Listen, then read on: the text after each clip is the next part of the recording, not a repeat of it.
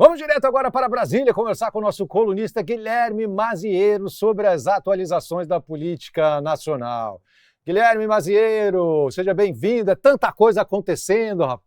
Tanta coisa. Parece que fim de ano junta tudo e todo mundo quer resolver as coisas, fica um emaranhado e uma confusão só. Bom, nesse fim de ano, a pauta Aquelas promessas de fim de ano, cara. São as promessas de fim de... promessas de fim de ano tem muito. Então vamos falar do pacote fiscal. Então, a pauta do Congresso foi tomada por discussões econômicas, né? O presidente da Câmara, Arthur Lira, inclusive, cancelou o funcionamento de todas as comissões para reunir esforços na aprovação desses temas. A gente está falando de reforma tributária e do ajuste fiscal. Falando de promessas de fim de ano, esses projetos vão mesmo ser aprovados ainda em 2024 ou vai ficar para o ano que vem? Boa tarde, Cazé. Boa tarde para todo mundo que acompanha a gente aqui. Tem um esforço para que consigam aprovar esse ano. O objetivo é avançar com essas pautas.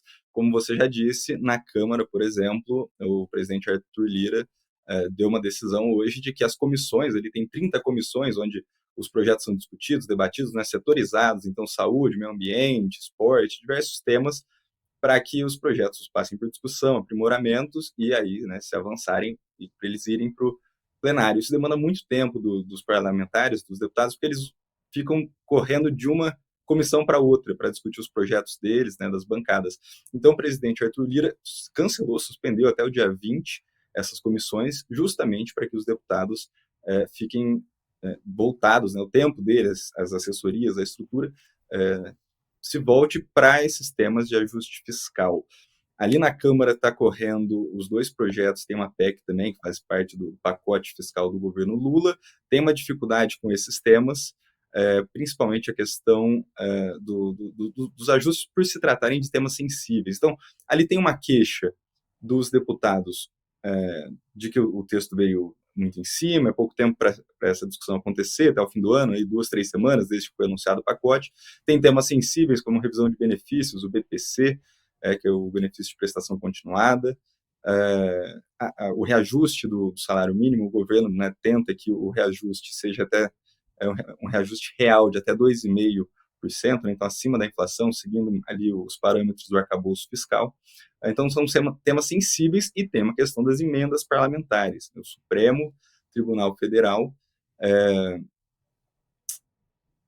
deu uma decisão ali, o ministro Flávio Dino, e foi corroborada pela unanimidade dos ministros, de que a execução das emendas, todas elas têm que seguir a transparência, a rastreabilidade, enfim, todo o processo que é comum, natural e esperado que exista no fluxo de pagamento com dinheiro público, né? Então, o orçamento ele tem que saber quem está direcionando o dinheiro, para onde, por quê, qual projeto, enfim. Claro. Isso tem que ser visível para todo mundo. Mas é como se fosse o pessoal está pedindo um cheque em branco, né? Passa um cheque em branco aí para mim. Qual o valor? Põe como é que você vai gastar? Depois eu vejo. Depois fica complicado, né? E o próprio Congresso fica chantageando, né? O STF não vai liberar as emendas. O orçamento secreto, o nome famoso, né? Sim. O Supremo falou assim, olha, tem que falar, por exemplo, tem um valor que foi direcionado e ainda não foi pago, né? A gente está falando de valores bilionários, essas emendas chegam a 50 bilhões, então é um poder que o Congresso veio assumindo esse poder desde 2015, mais ou menos, com as emendas individuais, e aí, ali no governo Bolsonaro, surgem as emendas do orçamento secreto, que são direcionadas, não se sabe quem direcionou, e aí tem as emendas PIX, tem uma gama de emendas, e não se sabe exatamente quem está direcionando, nem muito bem qual projeto, que ela pode entrar só como uma maneira de custeio, sem ter um programa específico para onde vai aquele dinheiro.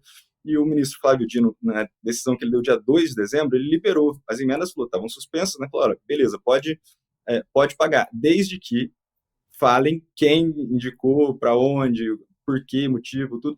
E o Congresso tem essa resistência em indicar, assim, parte dos parlamentares não diz, né, não se sabe, né, assim, pelos dados públicos, não é possível saber para onde foi esse dinheiro, até se descobre, né, em alguns casos, você vê onde o dinheiro foi, às vezes você não consegue saber exatamente a finalidade que ele teve, mas o grande desafio é saber quem indicou aquele dinheiro e por quê, né, a maneira que ele foi destinado. E tem uma resistência. Como estão atuando mesmo, né, como se fosse uma câmera corporal ali, né, Aqui, a Câmara Exato. do Tarcísio aqui não queria antes usar a câmera corporal do policial para não ver o que está acontecendo. Então, a Câmara Agora diz ali que quer. tem que ter uma câmera ali no senador, no deputado, para saber onde vai o dinheiro. Porra, a gente tem que ter um mínimo de controle, né? Pelo amor de Deus.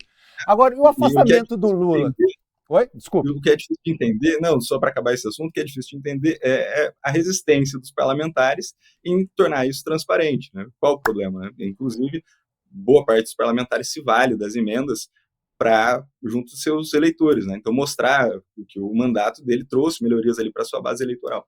Enfim, então a princípio não teria motivo para ter isso, né? A não ser que tenha esquemas, desvios ou outras situações. A Polícia Federal mostra que existe, não são todos, não é a maioria dos casos, mas tem escândalos, né? A gente viu esses dias um primo de um deputado jogando mala de dinheiro, né? Uma investigação da polícia relacionada às emendas. Sim, é Você complicado, tem que perguntou do monitorar. presidente Lula, né, Zé? Desculpa. Sim, sim. Aí o próximo assunto era que está relacionado com esse, né, que é o afastamento do presidente Lula em razão da cirurgia, né, e da internação. De que maneira isso impacta o avanço desses projetos, né? Olha, o presidente Lula, ele deve voltar a Brasília semana que vem, pelas atualizações que a gente teve nessa quinta-feira, e os projetos devem continuar em negociação. A reforma tributária, por exemplo, que era um tema que começou patinando na segunda-feira no Senado, né? Ela já tinha passado pela Câmara, estava no Senado, e deve voltar para a Câmara, por isso essa agenda limpa da Câmara para receber esse assunto, ela andou, né? Ela foi apresentada na CCJ, a Comissão de Constituição e Justiça, e levada ao plenário, e o texto base foi aprovado agora há pouco, poucos minutos antes de começar o programa. Foram 49 votos a favor contra 19. Então, o texto base são as linhas gerais ali da regulamentação da reforma tributária. A gente está falando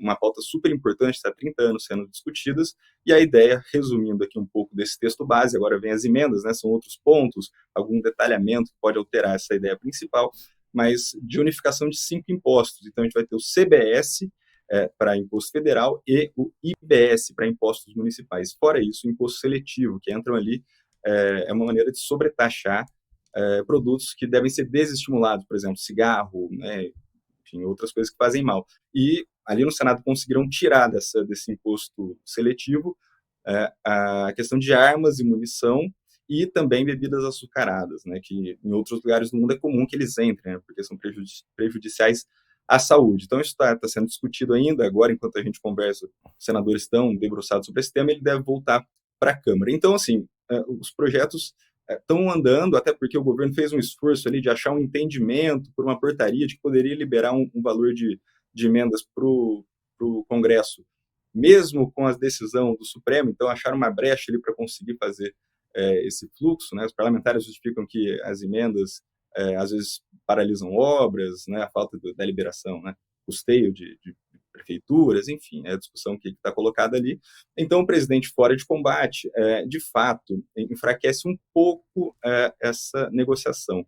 Eu digo isso, Casé, porque o presidente Lula, na segunda-feira, a última reunião que ele fez, do dia, às 5 horas da tarde, foi justamente com o presidente Rodrigo Pacheco, do Senado, e o Arthur Lira, da Câmara, para discutir o pacote fiscal, especificamente, né? E ele fez aquela reunião ali já sentindo um pouco de dor de cabeça, um pouco de incômodo, mal-estar, saiu dali, depois foi fazer a tomografia, saiu de Brasília para São Paulo, como a gente já acompanhou e já sabe disso. Então, ele estava diretamente envolvido nessa articulação. Aí continua a cargo dos ministros, o Rui Costa, o Alexandre Padilha, né?